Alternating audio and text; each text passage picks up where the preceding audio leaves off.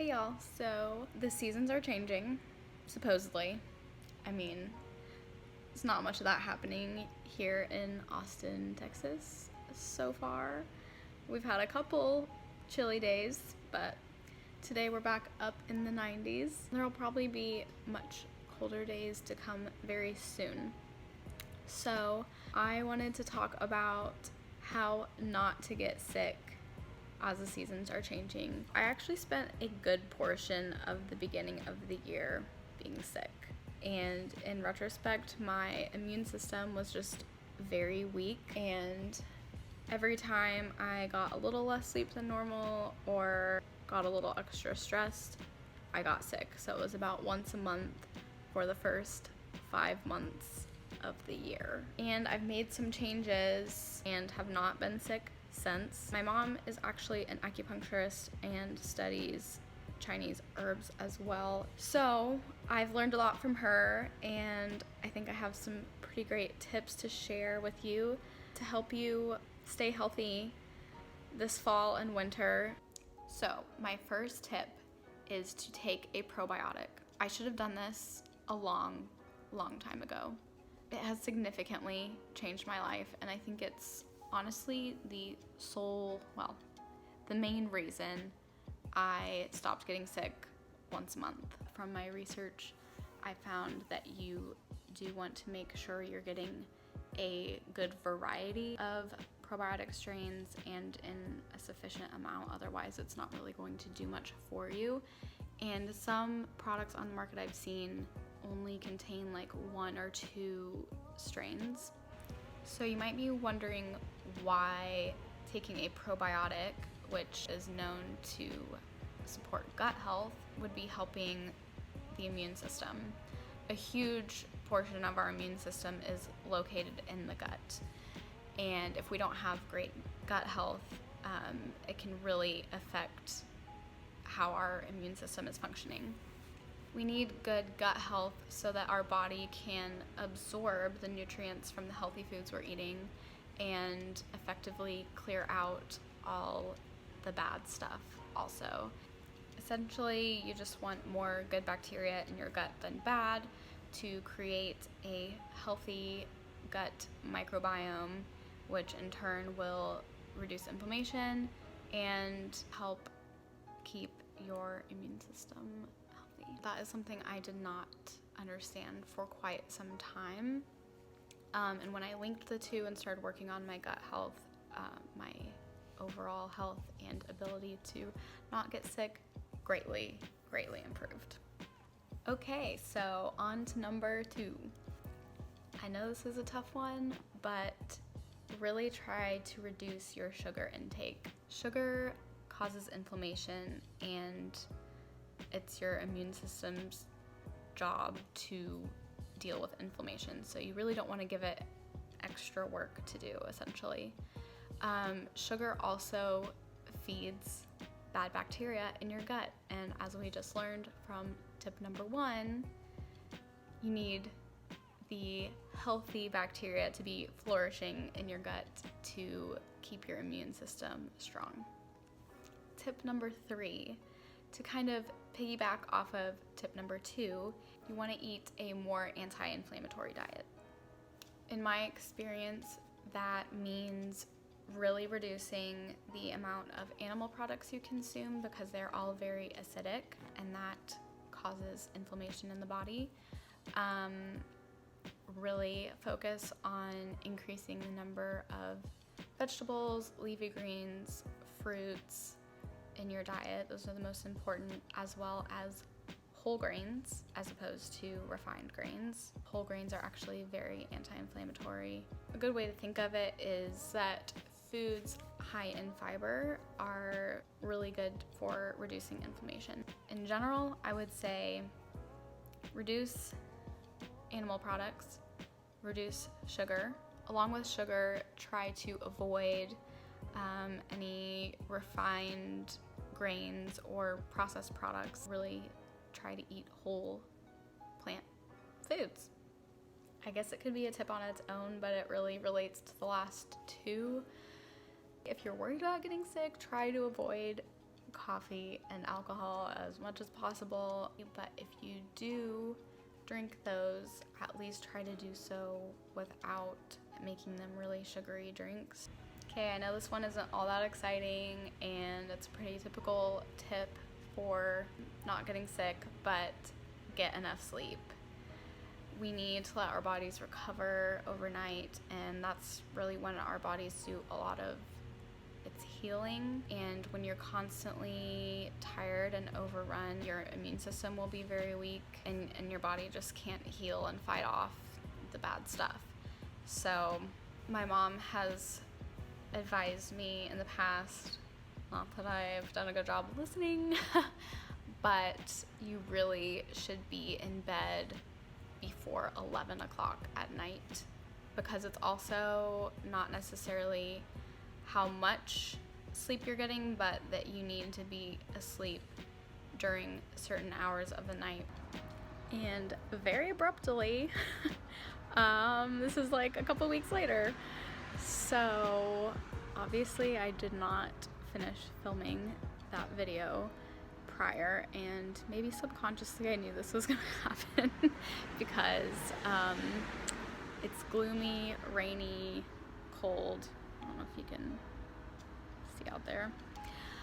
And I'm starting to feel a little bit sick. I've had a little bit of a scratchy throat the past 2 days, and today I feel like I have a little bit of an earache. So I'm just leaving work now to go to the gym, which I don't know that I should do, but I'm not gonna have much of a chance the rest of the week. So I'm just gonna push through and hope that it doesn't make things worse. And then I'll go home and show you kind of the routine of things I like to do when I start to feel a little bit of something coming on. First step would be to protect your neck, which I'm not doing, but stay warm. Definitely keep your neck and upper back warm. I'm gonna go put my jacket on and then I will see you at home later and show you what I do the rest of the night. Cute. Alright, I'm home and I'm going to make a healing broth. So I've got some green onions, some garlic cloves I smashed, and a knob of ginger. So I'm just gonna cut those up and boil them for a little while, and then at the end I'll add some miso paste and maybe a little bit of soy sauce and some sriracha to make it really tasty. But the ginger and garlic and onion are all really great antibacterial, antiviral foods, and the miso is super nourishing, and all of these ingredients are great for the immune system. Okay, I just got out of the shower. Obviously, I don't care about my appearance on the internet, but I just wanted to point out that I've got my neck covered again, and I don't know if I explained this very well before, but the neck is very sensitive to cold when exposed, very sensitive to wind as well. So that's why when it's cold and windy, we typically wear scarves. Obviously, it's very sensitive and vulnerable part of our body, so you definitely want to keep it protected and warm. Noodles and my miso soup.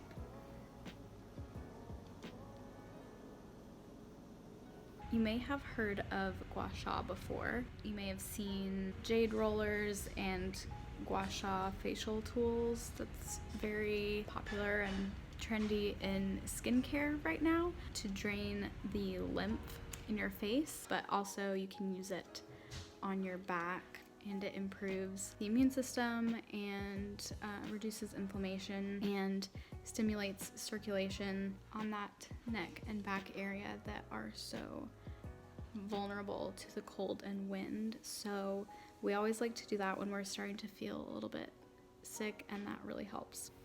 Okay, Charlie's gonna be my model. And essentially you just want to scrape the skin away from the spine, and so I'm just using a brush. We had a gua sha tool but it broke, and you can really use anything that will scrape the skin. You can use a spoon or a comb or whatever. So essentially, I'm just gonna scrape away from the spine to increase circulation. You can see it's getting kind of red, and that doesn't always happen this quickly, but essentially you just want to do it until the skin gets red. We'll do it on both sides. And yeah, you can just do that a couple times a day. And lastly, I want to share with you guys a couple herbs that I really like to take when all else has failed and I need some extra support. So one thing I've been taking more consistently to kind of keep my immune system strong and kind of keep everything else at bay is called Jade Screen. And I'm not super knowledgeable about these herbs themselves. They're just what my mom recommends to me. So definitely look into them. But both of these I've been able to find at a store here we have called Central Market. It's similar to Whole Foods. I've never looked at Whole Foods for these. But we also have like an all natural or like a holistic pharmacy here that I love, and they carry these things, so it's not like it's a prescription. There's also a brand called Dow Labs that makes a product with the same formulation as Jade Screen that I have. It's more of a powder that you mix with water and drink. But this, I take like half the recommended dose it suggests every day, around this time of year to make it less likely that I'll get sick. And then when I do start to feel something, like I am yesterday and today, although I am feeling much better today, I'll take Ganmao-Ling. This I'll take when I do start to feel like a scratchy throat coming on or something like that, and it's pretty good at knocking that out. So I love this one. There's also an herb called Yin Chow, and that's another one that I'll take when I start to feel something, although I think the Ganmao-Ling works a bit better. So I really, really hope you found this video helpful. I think I've learned a few cool things from my mom that most people that aren't familiar with traditional Chinese medicine or holistic health would maybe be familiar with. So I hope you give some of these things a try. I think it's so cool to take a more natural, safe, holistic approach rather than medicating and dealing with, the side effects of like gross cold medications and things like that. Personally, when I take NyQuil, I feel drunk. So I try not to do that. I try to take the more holistic approach, and I feel like finally I'm doing a better job at just not getting sick in general. So I really hope that these tips save you from getting sick this fall and winter season. Let me know if you plan to implement any of these tips, or if you have any other holistic healing or prevention tips to share with me as well. I'd always love to learn more. Stay healthy, and I'll talk to you soon. Bye.